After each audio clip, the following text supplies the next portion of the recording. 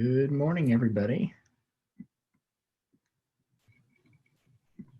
Good morning.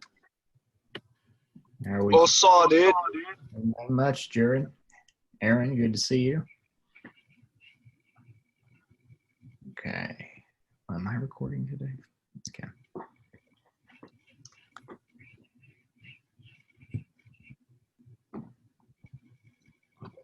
How'd everybody's first week go? Good, bad, terrible? Good. Good. Good. Whoops. Yeah, it went fine. Good. Good.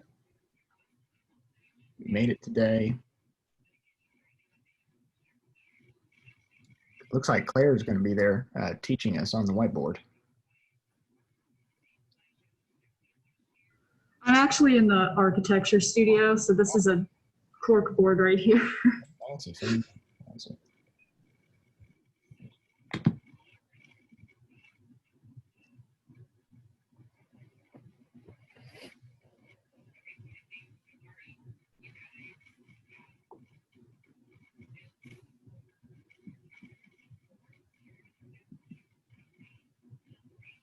And Melody, it says I'm recording on my Zoom.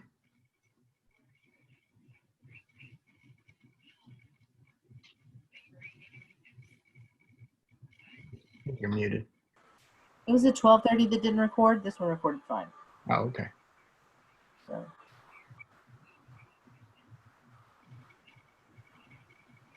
I have received 12 emails during our 40-minute meeting. Oh my.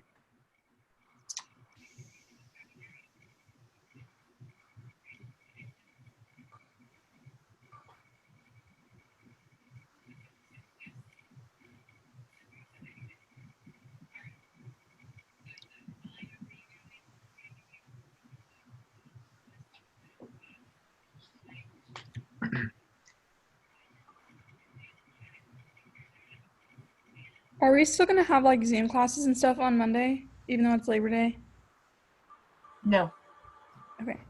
Sleep in day. It's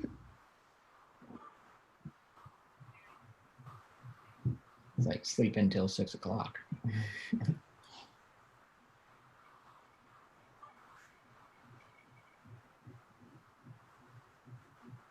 I'm going to pop up my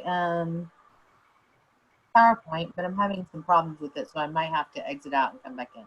We'll see that. Just as a note, everybody, I've put the PowerPoints up on Canvas, and I've also put focus questions for the lecture on Canvas. You might want to at least download the questions so you can kind of keep track of focus, and you can, it's a Word document, so you should be able to type in it if you need to type in it, or you can print it and write on it, whatever makes you, whatever it is you want to do.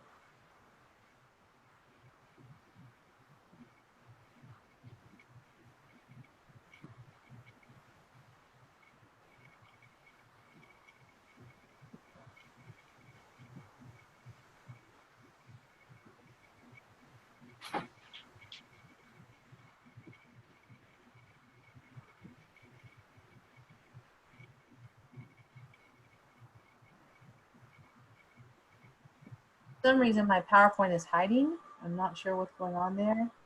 So I'm going to exit out of Zoom and I'll be right back.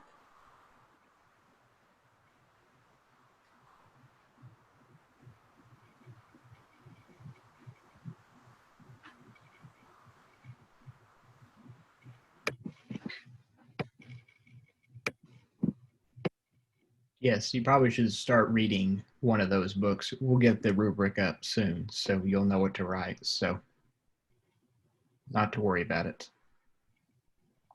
But you should pick one and start reading it. So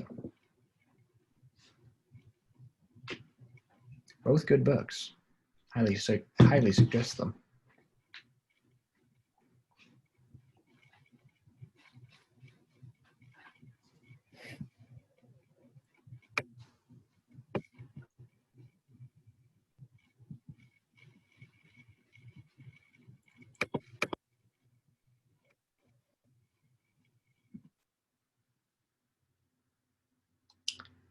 It's always good to see some of my students right here in the front. I have to show off.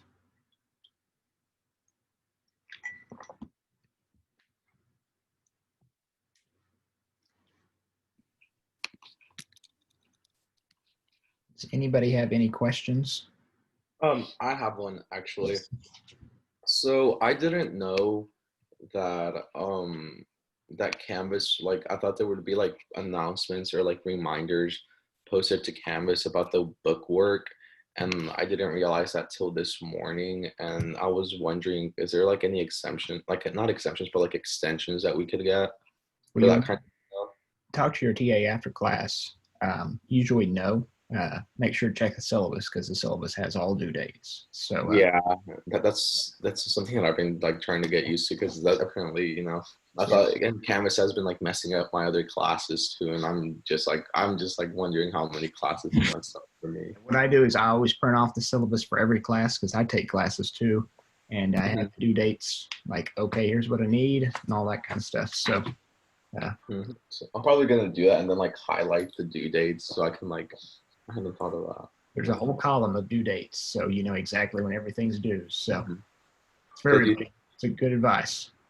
Yeah, it is. So you said just talk to my TA, and I'm guessing would that be Miss Manis? Is that how you say her last name? I don't know who your TA is. Check1.ou.edu and it'll tell you. Oh, okay. Oh, okay. I thought it was someone else. Okay, thank you. You're welcome.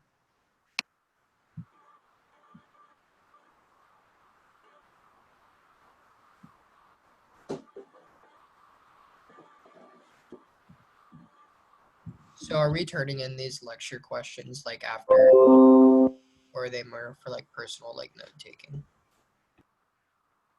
They're personal. Your lecture questions are meant to help you just focus on the lecture. I ask on the final exam questions over the lecture. And so this helps you to be able to, know without, whenever you're looking at the PowerPoint, sometimes maybe you get lost, but if you're looking at the PowerPoints and you have your focus questions, you can say, oh yeah, we spent a lot of time talking about this and this is what I answered. And so it helps you focus in. So remember, and I'm just going to share my screen right now so you guys can see. If we look at the front page of Canvas for this class, right? Then the front page looks like this.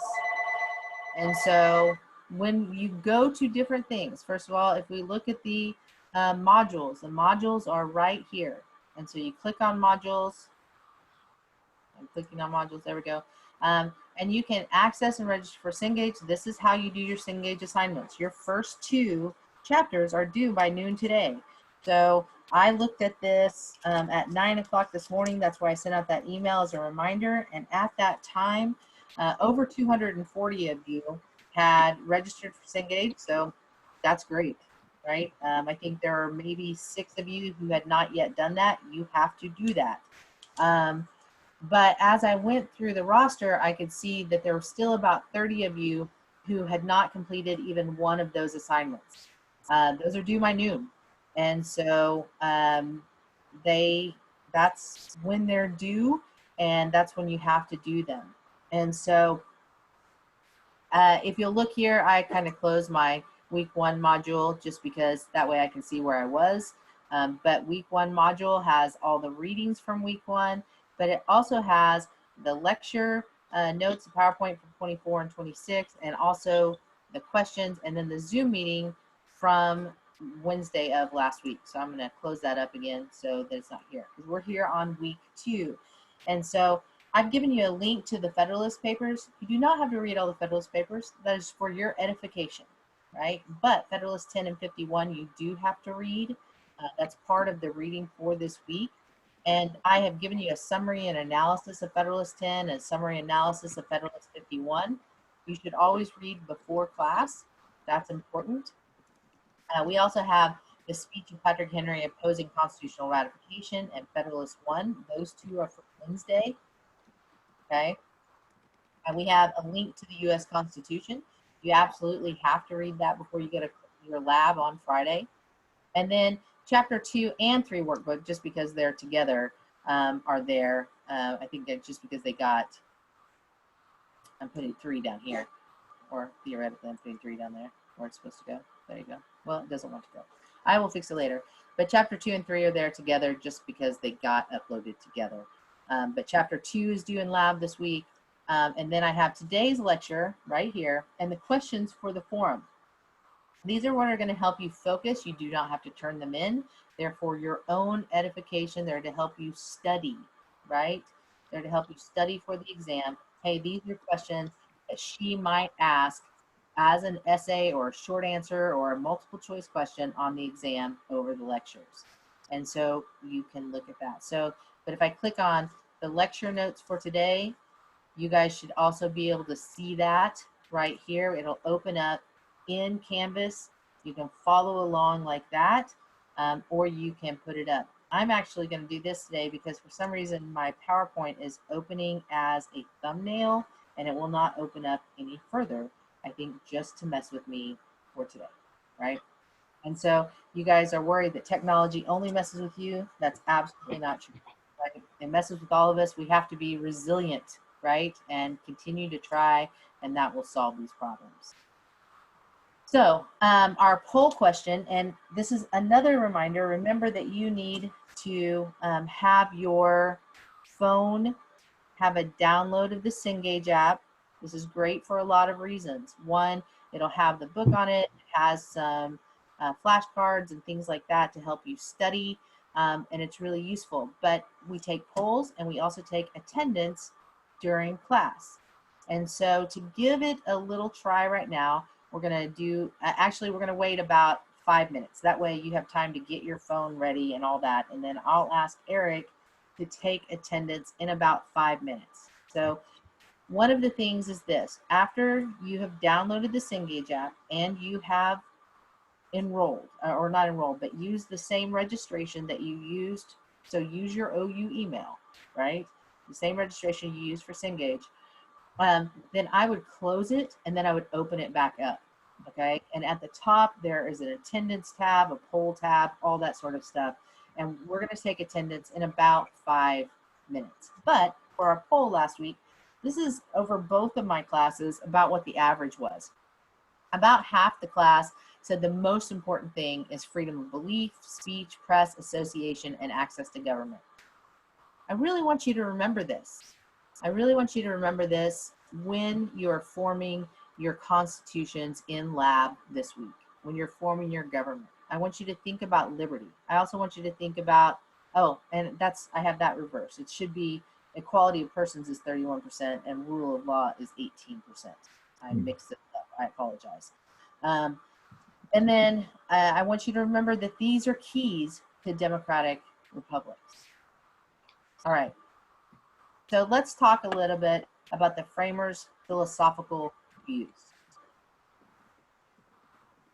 The first part of this is this, and we talked about this a little bit last week. We talked about how Madison looked at people and said, hey, you know, that Declaration of Independence, Jefferson, that was great. It sounded good, right? It sounded like we were all in it together. We're going to work hard. Liberty and unity and all that sort of stuff. But the truth is, people are self-interested. People are looking out for themselves. And he says, but we need to understand that self-interest isn't necessarily bad, right? It's also something that creates ambition. And with ambition, we move forward. We become, you know, we invent things and we learn new ways of doing stuff. Ambition means we work hard. So it's not necessarily a bad thing. But we have to be careful of it. And government has to be designed in such a way that it checks that ambition, that self-interest, and it contains it. And so this is a philosophical view that is shared by the framers of the Constitution. That while people are self-interested, which is good, it has some real problems because it can lead to tyranny and authoritarianism. And so government has to be designed in such a way that you have lots of ambitious people and they're seeking their own self-interest, which is maybe being reelected or which is maybe power in itself, and that they check others with that power so that they're checking one another. So there's a number of ways that we can do that. Madison talks about how the distribution of wealth is the cause of political conflict. Can we see that today? I think we absolutely can. I think we can absolutely look at how the way that wealth is distributed means that those who have not and maybe are being held without not, they are going to rise up to try to, you know, have basic things that other people have. It's one of the reasons why a middle class, a strong middle class, is so important to make democracy work. It's important that there be a large and diverse middle class, because those interests are going to temper and going to make a real difference whenever it comes to things like how it is that we participate politically, what we put our emphasis on, and that we make sure that policies in the government are reflecting what's best for we as a people. Madison's also going to say that factions are going to arise. So different groups are going to arise out of this unequal distribution of wealth. He sees the most dangerous faction as the majority, those people with little or no property. He says this is what we have to be careful of, because at the same time we have to check and contain self-interest. We also have to make sure that those people who are working hard and who are ambitious and have, you know, these talents and property, and remember with Madison, property is things like that. It's hard work, it's talent, but it's also land and stocks and bonds. It's all those things. And so Madison is going to say, you have to be careful of that dangerous faction, the majority. And so this has to be a republic that's democratically elected, and so that there's a rule of law, so that there's protection for people's property and ambition at the same time that we're checking them. Seems really complicated, and it is. I mean, frankly, Madison is a genius in the way that he sets up the Constitution. Madison sees the job of government as protecting the minority and the minority's property from the tyranny of the majority. He's very concerned about this. And this doesn't sound very much like Jefferson's freedoms and liberties. And trust me, Madison and Jefferson were best friends. But he's looking at a different side of it. It's not just liberty. It's also that there has to be justice. He thinks that balancing government will keep government from being seized by one faction, the very wealthy, the very poor, and it will be shared. So some of you have read, hopefully, Federalist Papers 10 and 51, or at least looked at the summary. Harrison, have you looked at the summary? Yeah, or read them? Great, okay. So if we've done that, right, one of the things that we know is that in 10 and 51, we have two different things that we're talking about, right? One, we're talking about checks and balances. We're talking about that ambition. And two, we're talking about factions. So let's talk a little bit about the Federalist Papers. When Madison is writing, and he's writing these, and the whole purpose of the Federalist Papers is that these are being written. How many of you have seen Hamilton? You can say yes over in the chat.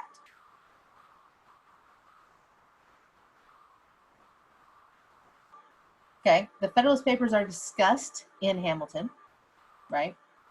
And in Hamilton, they talk about the fact that Alexander Hamilton writes the majority. He does. But James Madison writes the most important ones.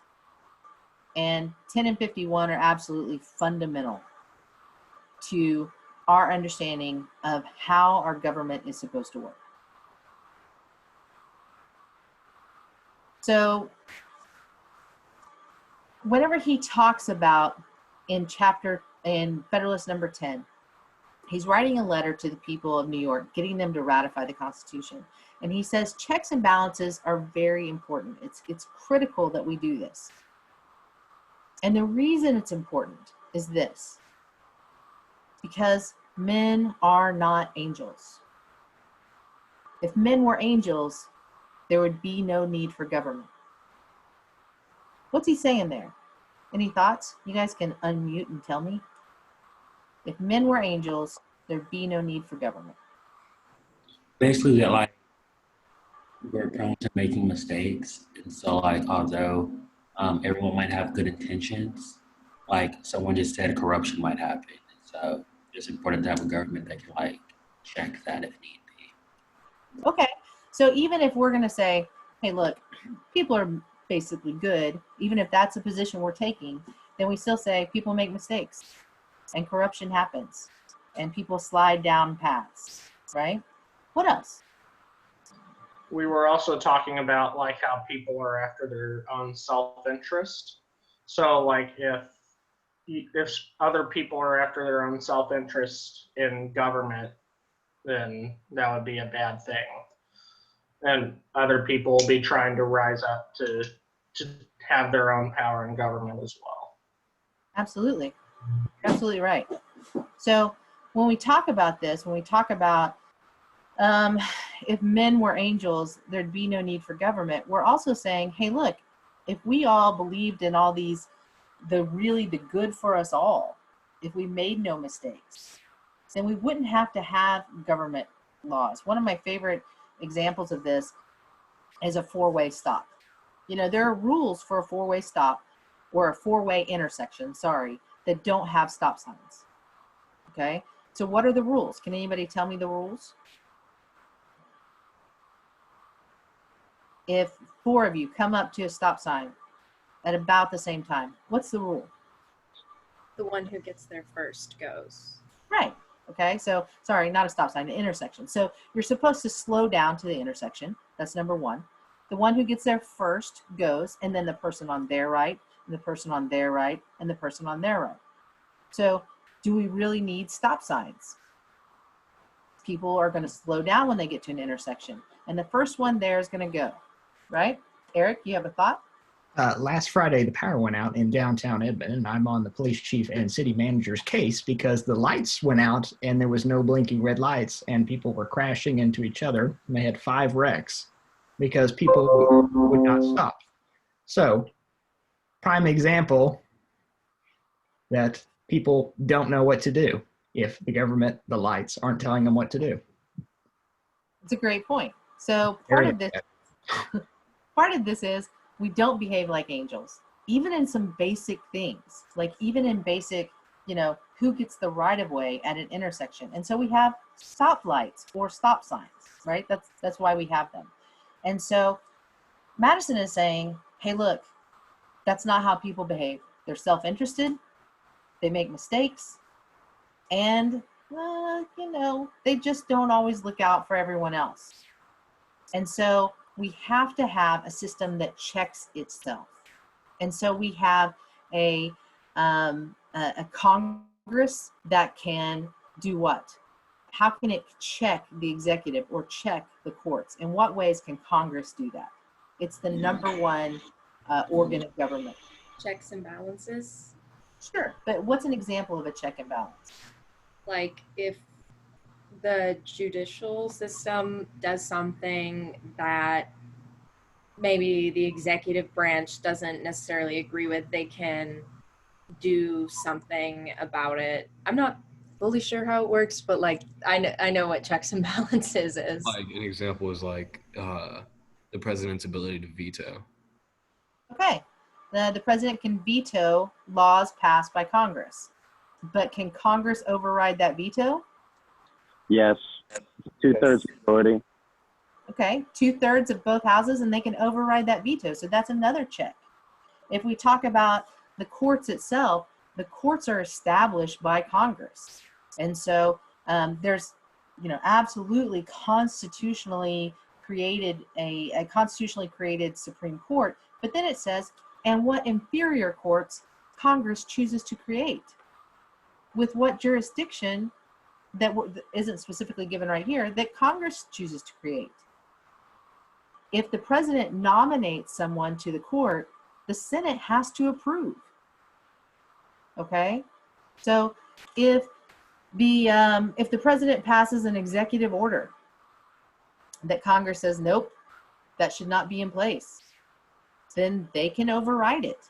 They can create a law, and if the president then vetoes it, they can override the veto. If the Supreme Court makes a decision that says this is constitutional or this is not constitutional, then while it cannot be changed by law, okay, the Constitution itself can be changed. So we have checks and balances through appointment power, through impeachment. You can impeach the president. You can impeach all parts of the executive branch. You can impeach judges, okay? And the way that we check Congress is really pretty simple. Every 2 years, we vote for them or we vote for somebody else. That's a pretty good check. Every 2 years. And so they get a 2-year contract. Can you do what you're supposed to do in 2 years? Nope. Then we're going to vote for somebody else. So that's that checks and balances idea. The idea that we, the people, are checking. Also that, states have some powers that check the federal government, that the federal government checks state powers. All of these things, that there's lots of different people with lots of ambition who are checking each other. Now, as far as factions, Madison says this. He says, air is to fire as liberty is to faction. Air is to fire as liberty is to faction. That's pretty significant. He's saying, hey, look, if you want to kill a fire, smother air. If you want to kill faction, you smother liberty. And he says, but in both cases, we need air to breathe. We need liberty to be. And so the cure is worse than the disease. So we can't kill factions, but we have to learn how to control them. And one of the ways that we do this is we create a forum in which all sorts of different people can talk. And sometimes people make the right decisions on those factions, as we, the people, the majority, and sometimes they don't. But eventually, and going back to kind of a more modern founder here, we speak about Martin Luther King Jr., he says, the arc of the moral universe is long, but it eventually bends toward justice. This is what Madison is saying too. It would be better to have no laws. And so we have all this fighting and it takes a long time than to have bad laws. We're going to fight each other. We're going to hear each other's debate until cool, deliberative sense prevails. Madison is certainly much more pessimistic on human nature, much more Abigail Adams than John Adams. It's also protective of property rights. But again, remember that Madison, when he talks about property, is talking about something specific. He's talking about what? He's talking about not just what you own, but what you think, what you invent, what your talent is, how great a dancer you are, how amazing of a singer you are, how hard you work, all these things, and your labor itself, all of this is property. Finally, Madison is really worried about unwise majorities that are inflamed by demagogues. What's a demagogue? Can anybody tell me? It's a great word. A demigod is someone who's half god, half human. That's a demagogue. That's a demigod, actually. This is a demagogue. So what's a demagogue? Like an advocate for a specific party, right? Or a belief? Kind of, but more. There's more to it than that. Isn't it like a political leader? Sometimes, but not necessarily. Okay. It's a leader that preys upon prejudices that people have instead of rational thinking. Perfect. And not just prejudices, but beliefs, fears, okay, emotions instead of rationality, right? So it's a leader who's going to prey on emotion rather than rationality. James Madison is really worried about this. He's really worried that there have to be these checks and balances in place. There has to be this freedom for people to all put all their information out there so that we can decide what's best through logic, so that we don't get swayed in this way. Okay. All right. So I'm going to have Eric take roll right now. Eric, are you ready to take roll? 1 second. Okay. It's the first one. Okay. Okay, it's active. Okay. So how long do they have, Eric? 3 minutes. I gave him 3 today just to be nice. Well, and that's fine. So you should have that. If you look on your Cengage app and across the top where the tabs are, there's attendance. Okay. And it should be showing up there and you can mark attendance. One thing to note really quickly is that if for some reason during this 3 minutes, if you're having problems right now getting in there, then log out of your app and log back in. Okay. You have plenty of time to do that. So log out, log back in, and you should still be able to do that. It's if it shows up green, that means it's like we've already, I guess, checked in, right? You're checked in. That is Okay. correct. Awesome. Thank you. Okay, so I'm on the American federal government page and I clicked on attendance, but it's not giving me like an option to say if I'm here or not. Is there one that says live? Yeah. Click Oh, on- there we go. Thank you. Perfect. Can you repeat the instructions real quick? I'm sorry, I couldn't hear you. Ask that again. Could you repeat the instructions really quick? Okay, if you are on your Cengage app on your phone, okay. Christian, will you hold yours up? Yes, give me 1 second to go back to it. Okay. So it's gonna, okay. Thank you, Josh. Josh is holding his up. It'll look like that. Yeah, I don't think it's letting me go. And attendance will be across the top there. Okay. And then it'll say live.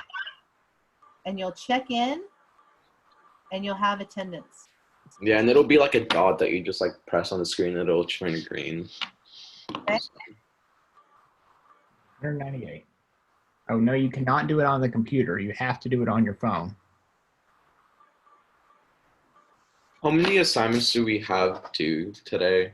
Is it 4 or 2? 4, 2 in chapter 1 and 2 in chapter 2.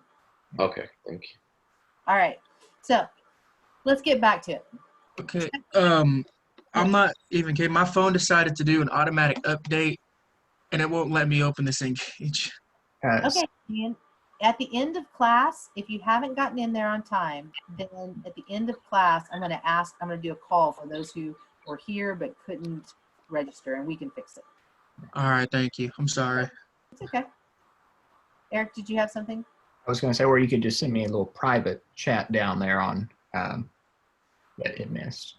You can do that too, but preferably wait.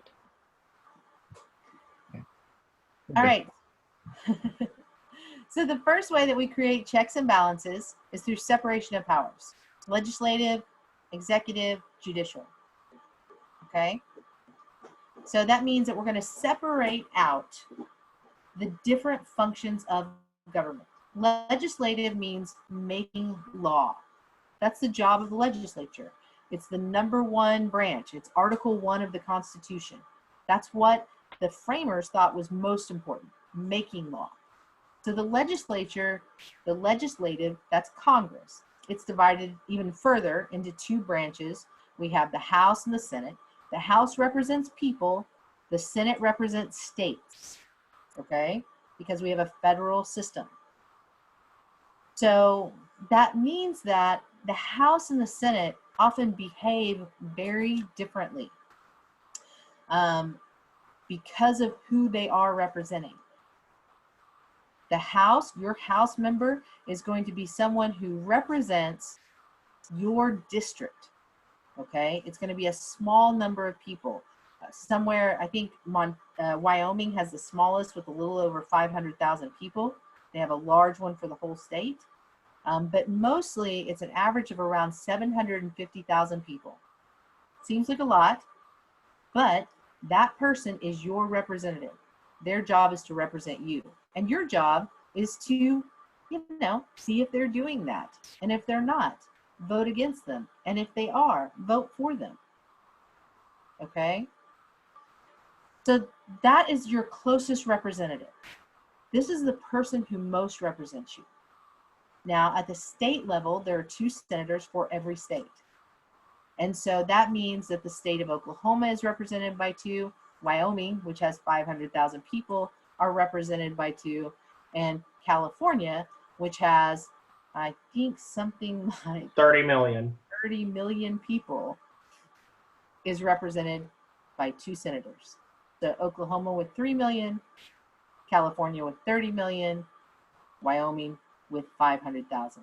They each get 2 senators. These are powers of the state, which means that they're not exactly representing people. They are, I mean, the people, we elect them directly, but they're really representing a geographical area and a particular group of ideas.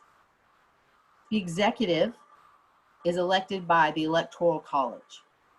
Now, each state has as many electors as there are congressional representatives. So Oklahoma has 5 in the House and 2 in the Senate. So they have 7. Make sense? Wyoming has 1 in the House and 2 in the Senate. So they have 3. California has, oh gosh, about 55 total, so it's 53 House and 2 Senate. I was gonna say 54, but okay, so 53. They have 53 in the House and 2 in the Senate, so they have 55 electors, right? And so those electors are determined how they're going to vote by the state itself. For example, the state of Oklahoma could say, you vote for the person that you think would make the best decision for president. And that's who we would vote for, right? And the 7 people with the most votes would win. But that is not how any state does it. There are 2 states that split their votes according to district. So if you win a district, you get that elector's vote. But every other state, winner takes all. And what that means is not necessarily even the majority, but the presidential candidate who gets the most votes in that state. So 46% to 45% to 10% or 9%, right? That person who got 46% gets every single elector. And states have made that decision because states get to determine how the president is elected. The president is the farthest from us in terms of representation. The judicial branch is not an elected branch. It's an appointed branch. And the federal judiciary, states are different, okay? But the federal judiciary is appointed for life. The president appoints every single federal judge from the Supreme Court to the Western District of Oklahoma. And the Senate approves those judges. Has to be a majority for every single judge. So in terms of representation, that's not their job. Their job is different. Their job is to enforce the rule of law. So the representation, the majoritarian aspect of democracy, we see that through the legislative branch and the executive branch. But the judicial branch is the rule of law, to make sure that the law is interpreted correctly and that the branches are doing what they're supposed to be doing. That said, there are some overlapping and shared powers. Somebody pointed out earlier that a check that the president has is that the president can veto legislation. That's a legislative power. But Congress can impeach the president, right? That's an executive power. And Congress creates the courts, like sets them up, says what their jurisdiction is. That's a judicial power.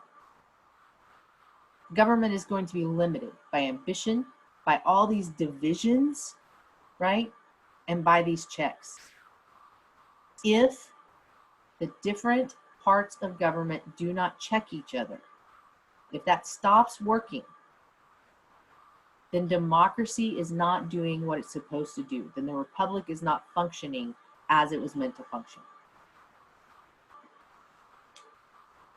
I talked a little bit about majority rule already. The legislative branch partially represents the people, partially represents the states. The executive is elected by the states, okay? And that is based upon how the states determine that. So the Federalists support the Constitution. They write 85 articles, Madison, Hamilton, and Jay. It's actually considered the only political philosophy to originate in the United States. So that's pretty significant. For the most part, Federalists are large landowners, wealthy merchants, professionals, doctors and lawyers and such. They prefer weaker state governments, a strong national government, indirect elections, longer terms, government by the elite, and they expect few violations of individual liberties by the federal government. They think that the federal government is still, while it's strong, it's going to be strong in this kind of overarching way. It's going to deal with national issues, and so they're not going to be violations of individual liberties. The anti-federalists are going to oppose the Constitution. They're going to question the motives of the framers. Jefferson was in France, and he was considered to be this great thinker of liberty, and so they don't trust the motives of the framers. They believe that the Constitution is an enemy of freedom, and they feared the erosion of fundamental liberties and the weakening of the power of the states. They thought it would take away power from individuals. They're small farmers, shopkeepers, laborers. They prefer weaker national government, strong state governments, direct elections, not indirect. So voting for electors who then vote for the president, they would be opposed to that. Shorter terms, they just want everyone to have a one-year term and rule by the common man. They want strengthened protections for individual liberties in the Constitution itself. Patrick Henry is going to give a speech, and I have that posted up on Canvas for you. And he says, this is not a compact of states, but of the people. He sees that as the first problem. He thinks states should have more power. He said, our country has become a great, mighty, and splendid nation, not because government is strong and energetic, but served because liberty is its direct end and foundation. In one great consolidated empire of America, your government will not have sufficient energy to keep them together. Such a government is incompatible with the genius of republicanism. There will be no checks, no real balances in this government. I dread the operation of it on the middling and lower classes of people. It is for them I fear the adoption of this system. Federalist 1 is going to respond.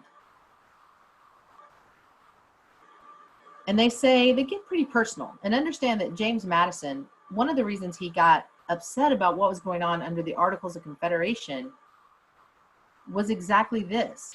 Patrick Henry. Patrick Henry had been on the floor of the House of Burgesses in Virginia, and he had gotten legislation passed through his eloquent and emotional speeches that benefited Patrick Henry. This is where he started talking about self-interest. And he says, the obstacles to ratification in this case include the interests of men who will benefit from being big fish in small ponds. Then they can control that area in their own fiefdoms.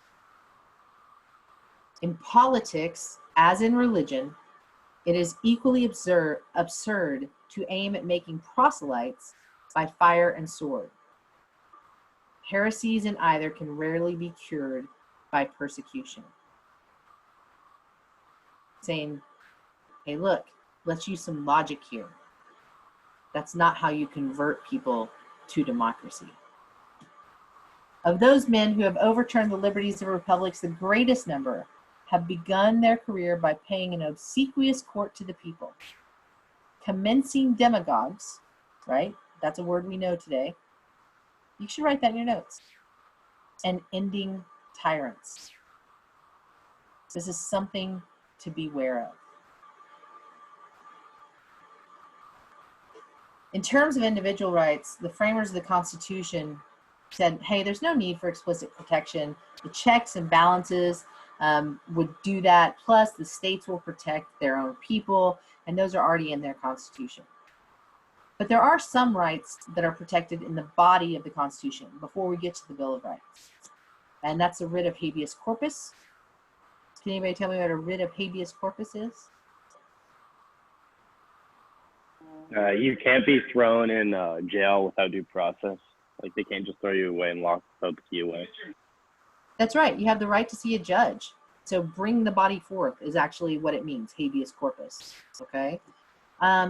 Prohibited from passing bills of attainder or ex post facto laws. What's a bill of attainder? Anybody know?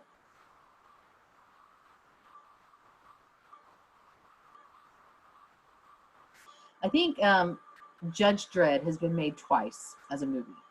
And in this, Judge Dredd acts on bills of attainder, which is that they're found guilty automatically by doing the crime, right? Without due process. So for example, if this happens, if I run that stoplight, I'm immediately arrested and put in jail. You can't do that, right? I don't automatically get sentenced. I have to go through court. So no bills of attainder. No specific bills that name a particular person for doing something. Ex post facto laws are a little different. What that means is you cannot make something illegal that is legal, okay? And punish people for what happened before. But here's an example. Medical marijuana. If you are qualified and you get a medical marijuana card in the state of Oklahoma, there's a process that you go through and you have the card. Therefore, you have the card. Oklahoma cannot pass a law saying that because you use this card, which we're now saying is illegitimate, you are guilty of the crime of buying illicit substances. Does that make sense? So if something, I can't be convicted or I cannot be accused even or arrested for a crime that was not a crime when I did it. Okay? No ex post facto laws. If there is a law, for example, that says that all employees of the state of Oklahoma, if they have a Zoom meeting, they must record it and keep it where it can be accessed by members of the state, right? If they pass that law today, I cannot be arrested for not recording the Zoom meetings that I did in the spring or even last week. Okay? No ex post facto laws. There can be no religious qualifications placed on office holders. This is significant. There can be no religious qualifications placed on office holders. You cannot require that a person be of a particular religion. You cannot require that a person swear on a Bible. You cannot require a person to be of any religion or no religion, right? No religious qualifications can be placed on office holders. Treason is going to be narrowly defined with strict rules of evidence. And the right to trial by jury in criminal cases is guaranteed in the body of the Constitution. So I have a poll for you, and I just realized that I don't have my phone sitting right in front of me. Eric, do you have the poll on yours? If you say... It doesn't show up on mine. It only shows up on yours. If you click on Save Polls, it's not there? No. Okay, I'll be right back. Eric will answer 3 questions from you while I'm gone. What am I doing? Apparently answering 3 questions. Yeah, I guess. Okay, whatever. Anyways, great lecture so far. Don't fall asleep. I'm not asleep. I'm Gucci. Why don't you power it up? I'm sticking in there. 4 minutes. Okay. Oh my God. So, I'm going to do this poll right now. So I have opened my Cengage app. So if you guys open your app as well, mine is taking a second to actually open because that's the way it works. And I'm looking at my courses. I know you guys have already done this for attendance. And I'm going to do a poll. And the poll is going to be, oops, I went too far. Which side are you on?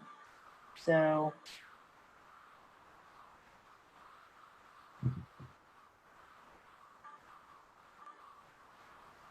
actually, I think it'll show up as Federalist or not Federalist.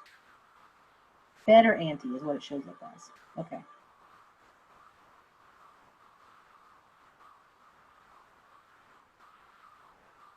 Okay, you have 2 minutes to answer this poll. It's live. Fed or anti is what should be popping up.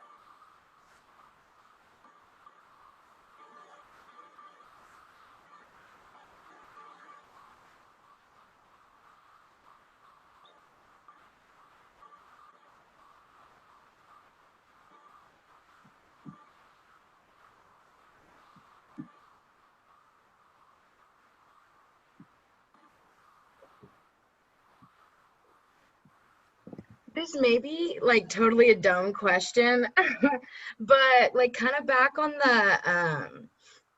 the like ex post facto laws and like what you were talking about then. Like if something is illegal at the time, like marijuana, like you were saying earlier, it's illegal federally. So if you get in trouble for that, but like down the road, like say you got arrested for it, you know, down the road, if it's legal federally, like what happens? Like would they like stay in jail? Like how would that work? You know, that's a great question. That actually happened with a lot of the decriminalization we passed in Oklahoma. There were people who had been convicted of crimes as felonies, which we as the state of Oklahoma said, nope, those are misdemeanors. And the option was, hey, they could stay in jail. I mean, that's something that could happen. But the legislature, after I guess a year and a half, is that right? It sounds right to me. Then commuted those sentences. So they commuted those sentences of people who fell under that, but that's an option. It doesn't happen automatically. And so you might apply to have your record expunged, and that's probably what I would do. 10 seconds left on the poll. Okay, so just so you guys know, the poll is closed and 206 of you replied, so good work. And it looks like about 23% of you are Federalists. And then about 49% of you are more Federalist than anti-Federalist. So that's about 72% of you. 8% of you are anti-Federalist and 20% of you are more anti than Federalist. So here's some compromises that we had in order to ratify the Constitution. The Federalists promised there will be amendments to protect individual liberties if the Constitution is ratified. So together, Jefferson and Madison introduced 19 in the very first Congress in 1789. 10 of them, a lot of them, we combined them and things like that, but 10 became the Bill of Rights. And then one of them became the 27th, which I believe you guys looked at this week in your Cengage. So if anybody can tell me over in the chat what the 27th Amendment is, that would be awesome. Or you can pop up, that's fine. But the Bill of Rights are the first 10 amendments to the U.S. Constitution. They were drafted specifically in response to anti-federalist concerns about lack of protection for basic liberties. And they have turned out to be the freedoms that we really rely on. So we have the oldest functioning written constitution in existence, and it's flexible. It's very important that it be vague because it adapts to the times. A lot of that flexibility is what makes it work. All right, so that's it for today. Boomer. Sooner. Sooner. Sooner. Sooner. Sooner.